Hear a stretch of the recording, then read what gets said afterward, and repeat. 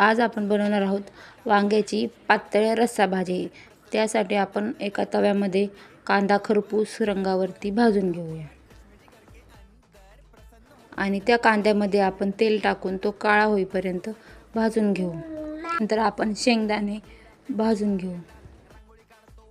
शेंगदाणे आपण एका भांड्यामध्ये काढून दुसरीकडे आपण एका मिक्सरच्या भांड्यामध्ये अद्रक, लसूण, कोथिंबीर आणि खोबऱ्याचं आपण हिरवं वाटण बनवणार आहोत।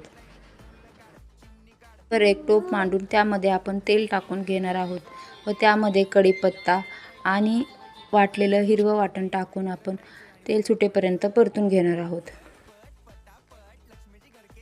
वाटणाला तेल सुटले की त्यामध्ये आपण हळद, लाल तिखट, कांदा लसूण मसाला आणि घरगुती काळा मसाला टाकून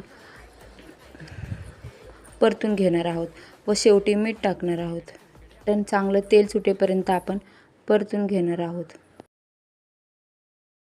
आता आपण त्यामध्ये वांगे टाकून व वांगे मऊ होईपर्यंत परतून घेणार आहोत।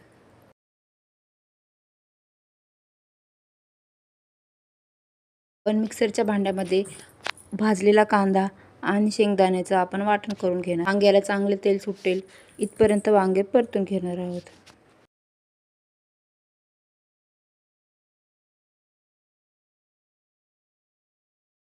आपल्याला चांगलं तेल सुटल्यावरती त्यामध्ये आपण वाटलेलं कांद्याचं वाटण टाकणार आहोत आणि ते पुन्हा एकदा मस्त असं परतून घेणार आहोत।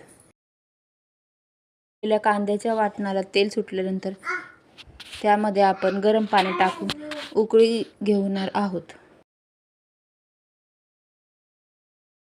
कालवण चांगलं उकळल्यानंतर आपण ते चपाती किंवा भाकरी सोबत चुरून खाऊ शकतो।